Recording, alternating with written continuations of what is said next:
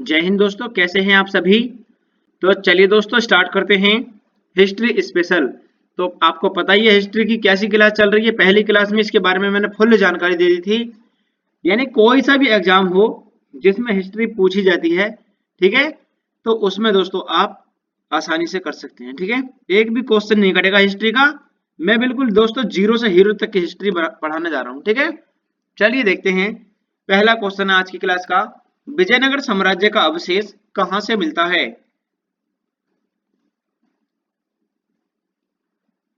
दोस्तों ये हिस्ट्री एक ही तरफ से मतलब स्टार्ट की गई है। चलिए, विजयनगर साम्राज्य का अवशेष कहां से मिलता है। ये मिलता है दोस्तों हम्पी से। और हम्पी कहां पर है ये, कर्नाटक। ठीक है, कर्नाटक में। नेक्स्ट क्वेश्चन है, चलिए, सरंजामी सरंजामी प्रथा किससे संबंधित थी। बताएं सभी साथी, सरंजामी प्रथा किससे संबंधित थी। तो दोस्तों यहां पर जो बात की गई है सरंजामी प्रथा की, यह संबंधित थी यानी कि मराठा भू राजस्व प्रथा से। ठीक है, मराठा भू राजस्व प्रथा से। अगला क्वेश्चन है, बहमनी साम्राज्य का संस्थापक कौन था। बहमनी साम्राज्य का संस्थापक कौन था। बहमनी साम्राज्य का संस्थापक था अलाउद्दीन हसन। अलाउद्दीन हसन।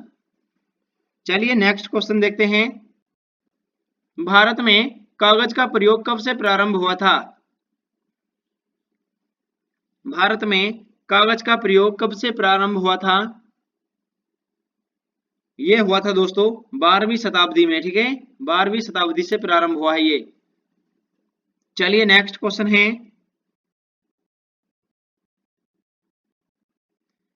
शेख बहाउद्दीन कजरिया शेख बहाउद्दीन जकरिया किस संप्रदाय के थे। जो शेख बहाउद्दीन जकरिया हैं, ये किस संप्रदाय से संबंधित हैं। तो ये संबंधित है दोस्तों यानी कि सुरहावर्दी संप्रदाय से। ठीक है, सुरहावर्दी संप्रदाय से। चलिए नेक्स्ट क्वेश्चन है, तबकात ए नासिरी का उल्लेख तबकात ए नासिरी का लेखक कौन था। तबकात ए नासिरी का लेखक कौन था। इसका लेखक है दोस्तों यानी कि कौन है, ये है दोस्तों मिनहाज उस सिराज। ठीक है, यही इसका लेखक है। अगला है क्वेश्चन, पानीपत के युद्ध में बाबर की जीत का मुख्य कारण क्या था। एक बार सभी साथी चैनल को सब्सक्राइब कर लीजिए दोस्तों, और क्लास को लाइक भी कर दीजिए। पानीपत के युद्ध में बाबर की जीत का मुख्य कारण क्या था। तो इसका मुख्य कारण था उसकी सैन्य कुशलता थी। ठीक है, राइट आंसर है इसका ऑप्शन नंबर डी। ठीक है, चलिए नेक्स्ट क्वेश्चन है, चलिए दोस्तों, तुजुक ए बाबरी किस भाषा में लिखा गया ग्रंथ है। तुजुक ए बाबरी किस भाषा में लिखा गया है। तो दोस्तों यहां पर बात की गई है तुजुक ए बाबरी, यह लिखा हुआ है यानी कि तुर्की भाषा में। ठीक है, तुर्की भाषा। अगला क्वेश्चन है, चलिए, निम्नलिखित में से सुल्तान से निजामुद्दीन औलिया ने भेंट करने से इनकार कर दिया था। बताएं सभी साथी, यानी किससे कर दिया था। चलिए दोस्तों बताते हैं, यानी कि अलाउद्दीन खिलजी से। ठीक है, अलाउद्दीन खिलजी। ठीक है ना, कि सुल्तान से अलाउद्दीन खिलजी से निजामुद्दीन औलिया ने भेंट करने से इनकार कर दिया था। राइट आंसर है इसका ऑप्शन नंबर डी। ठीक है, चलिए नेक्स्ट क्वेश्चन देखते हैं। चलिए दोस्तों, हुमायूं ने चुनार दुर्गा, यहां पर इसको ठीक करेंगे सभी साथी। हुमायूं ने चुनार दुर्ग पर प्रथम बार आक्रमण किस वर्ष किया था। बताएं दोस्तों, किस वर्ष किया था। चलिए दोस्तों बताते हैं। तो यानी कि यहां पर बात की गई है चुनार दुर्ग पर प्रथम आक्रमण हुमायूं ने किस वर्ष किया था। तो दोस्तों यह किया गया था 1932 में। ठीक है, 1932। चलिए अगला क्वेश्चन देखते हैं, निम्नलिखित में से किस सुल्तान ने पहले हजरत ए आला उसके बाद में, ठीक है, सुल्तान, यानी कि पहले हजरत ए आला की उपाधि अपनाई उसके बाद में दोस्तों सुल्तान की। तो कौन सा सुल्तान था, मतलब कौन सा सुल्तान था, बताएं दोस्तों कौन था। चलिए दोस्तों बताते हैं। शेर शाह सूरी ने, ठीक है, पहले हजरत आला उसके बाद में सुल्तान की उपाधि को इन्होंने ग्रहण किया था। राइट आंसर इसका ऑप्शन नंबर बी, ठीक है। चलिए अगला देखते हैं क्वेश्चन। चलिए दोस्तों, हुमायूं नामा की रचना निम्नलिखित में से किसने की है या किसने की थी? हुमायूं नामा की रचना निम्नलिखित में से किसने की थी? तो दोस्तों हुमायूं नामा की रचना जो की थी, यह की थी यानी कि गुलबदन बेगम, गुलबदन बेगम ने। राइट आंसर है इसका ऑप्शन नंबर डी, ठीक है। चलिए अगला क्वेश्चन देखते हैं। शेर शाह का मकबरा निम्नलिखित में से किस स्थान पर स्थित है? शेर शाह का मकबरा निम्नलिखित में से किस स्थान पर स्थित है? तो दोस्तों शेर शाह का मकबरा जो है यह है सासाराम, सासाराम में है ये, ठीक है, बिहार जो सासाराम बिहार में।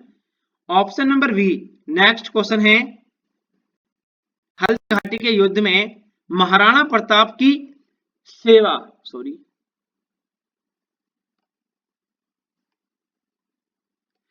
हल्दी घाटी के युद्ध में महाराणा प्रताप की सेना के सेनापति कौन थे? बताएं दोस्तों कौन थे?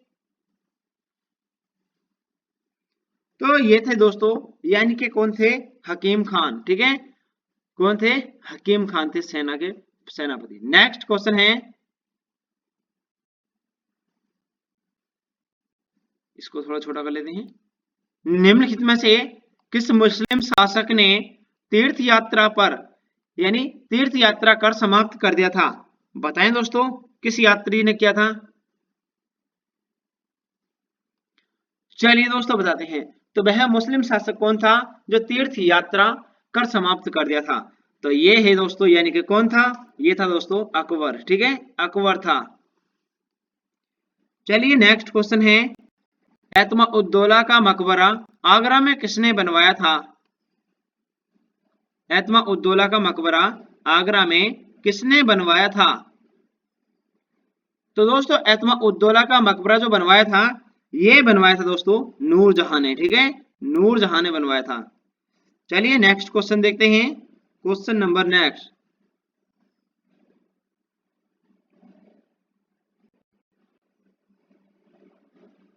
बारह मासा की रचना किसने की थी?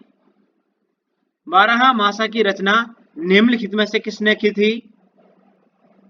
बारह मासा की रचना यह की थी मलिक मोहम्मद जायसी ने, मलिक मोहम्मद जायसी। चलिए अगला क्वेश्चन है क्वेश्चन नंबर 98। दोस्तों अकबर ने बंगाल तथा बिहार को मुगल साम्राज्य में किस वर्ष मिलाया था? बताएं दोस्तों, बिहार को साम्राज्य में किस वर्ष मिलाया था? बंगाल तथा बिहार को मुगल साम्राज्य में किस वर्ष मिलाया था? तो दोस्तों यह 1576 में मिलाया था, ठीक है, 1576। चलिए नेक्स्ट क्वेश्चन है क्वेश्चन नंबर 99।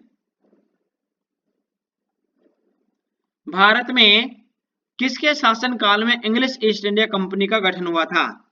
बताएं सभी साथी, किसके शासन काल में हुआ था? तो दोस्तों भारत में यानी कि इंग्लिश ईस्ट इंडिया कंपनी का गठन किसके शासनकाल में हुआ था? यह हुआ था दोस्तों अकबर के शासनकाल में, ठीक है, अकबर के शासनकाल में हुआ था। नेक्स्ट क्वेश्चन है, एक बार सभी साथी चैनल को सब्सक्राइब कर लीजिए दोस्तों। पीडीएफ को टाइप करने में बहुत मेहनत लगती है और क्लास बनाने में भी बहुत मेहनत लगती है, ठीक है। आईन अकबरी किसके द्वारा लिखी गई थी? बताएं सभी साथी, किसके द्वारा लिखी गई थी? आईन अकबरी किसके द्वारा लिखी गई थी? बताएं सभी साथी। तो आईन अकबरी अबुल फजल के द्वारा लिखी गई है, ठीक है, अबुल फजल। आईन अकबरी किसके द्वारा लिखी गई है? अबुल फजल के द्वारा। ऑप्शन नंबर बी, ठीक है। तो क्लास कैसी लगी दोस्तों? हिस्ट्री की क्लास में कमेंट करके जरूर बताना सभी साथी, हिस्ट्री की क्लास कैसी लग रही है, ठीक है। चलिए मिलते हैं अगली क्लास में। जय हिंद साथियों।